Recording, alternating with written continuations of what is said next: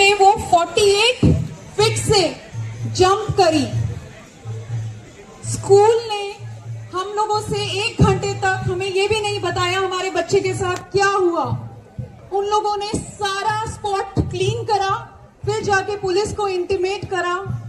हमें पूरे 50 मिनट्स बाद एक कॉल आया that she is hurt, kindly reach the hospital. हमने सोचा कोई चोट लगी, उन्होंने बताया भी हमें ऐसे ही कि चोट लगी है सिर्फ। हम गए, शी वॉज ऑलरेडी डेड। मेरी 9 साल की बच्ची सिर्फ स्कूल गई थी, जैसे आप सबके बच्चे रोज सुबह स्कूल जाते हैं। नीरजा मोदी जयपुर का सबसे बड़ा स्कूल है, सबसे बड़ा और सबसे महंगा स्कूल है। एक स्कूल सेंचुरी होता है किस लिए? Learning and safety. लर्निंग का तो मुझे पता नहीं, बेटी बचाओ बेटी पढ़ाओ, ना बेटी मेरी बची और ना मेरी बेटी पढ़ी। और आज 8 महीने होने वाले हैं 1 तारीख को, अभी तक कोई क्रिमिनल चार्जशीट फाइल नहीं हुई है।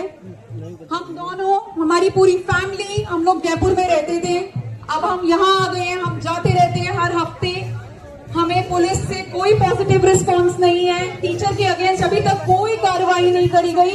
हमने ही बताया पुलिस को कि जे एक्ट इसमें लगना चाहिए, नेग्लिजेंस का केस है, एविडेंस डिस्ट्रक्शन का केस है।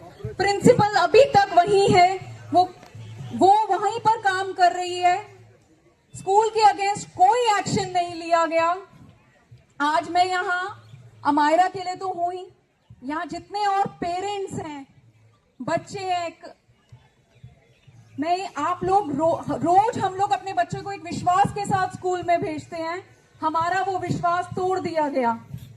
अमायरा को स्कूल के अंदर, it was not a negligence, it was a murder by the school. I just want to convey this कि अमायरा एक ऐसी लड़की थी जो बहुत काइंड थी, she was spreading goodness in the world. And आज हम उसके 10th बर्थडे पे यहाँ पूरी हिम्मत करके आए हैं। और अभिजीत जी से, आशुतोष जी से मैं यही कहूंगी कि आप लोग नीट के एस्पिरेंट्स के लिए लड़ाई कर रहे हैं। It's a fight of accountability. We are also looking for accountability towards the institutional failure, towards the teacher who was a culprit, a principal who was there, who was not doing anything, who was not monitoring the CCTV, who was not monitoring the floors. She was not doing anything. Because of these people, we lost our star child. And of course, NEET का there are 20 candidates जिन्होंने अपनी life खत्म हुई है जिनकी। अमायरा उनमें से सबसे यंगेस्ट बच्चा थी। एक 9 साल का बच्चा जो नहीं जानता सुसाइड क्या होता है, वो अपना सिर्फ फियर से अपनी जान बचाने के लिए वहां से कूद गई। उसको ये भी नहीं पता होगा कि वो मरेगी, बढ़ जाएगी, वो कभी हम लोगों को देखेगी ही नहीं इसके बाद। So it's my request, humble request, we are with all of you since first day. We are in this protest. आप उनके लिए खड़े हैं, प्लीज अमायरा के लिए भी खड़े हुई। अमायरा सबसे छोटी कैंडिडेट है सुसाइड में। ऐसा केस कभी किसी स्कूल में नहीं हुआ जहां बच्चा स्कूल प्रीमाइसेस के अंदर ही सुसाइड कर ले। Thank you all. हमारे लिए भी अमायरा को इंसाफ दो, अमायरा को इंसाफ दो। शिक्षा मंत्री शर्म करो,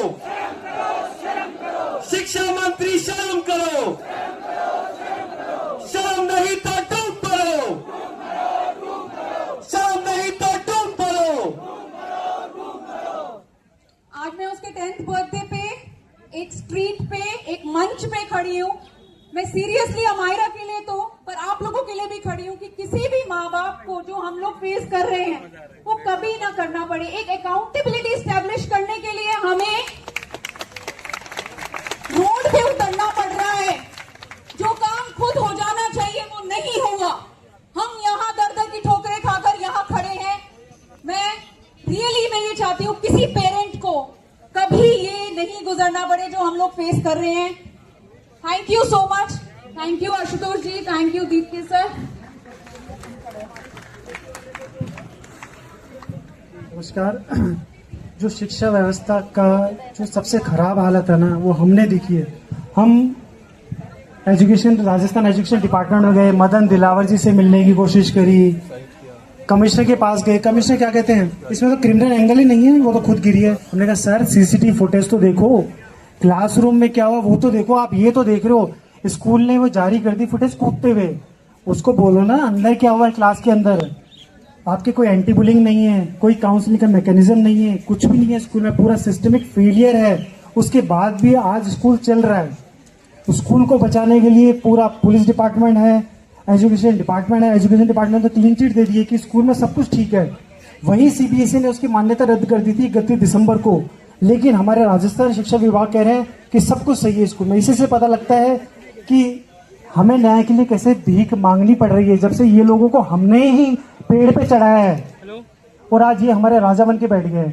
आज हमारे के जन्मदिन के पक्ष पे हमने छोटा सा भंडारा करा है। मैंने एक छोटी सी वेबसाइट भी बनाई है, amaraislight.com। QR कोड भी लगा है, इधर भी आप चाहे तो देखेंगे, वहाँ हमारे की पूरी स्टोरी है, हमारे के बारे में है, क्या हुआ उसके बारे में है, इन्वेस्टिगेशन कहाँ तक पहुंची, हाई कोर्ट में केस कहाँ तक चल रहा है, ये सब कुछ आपको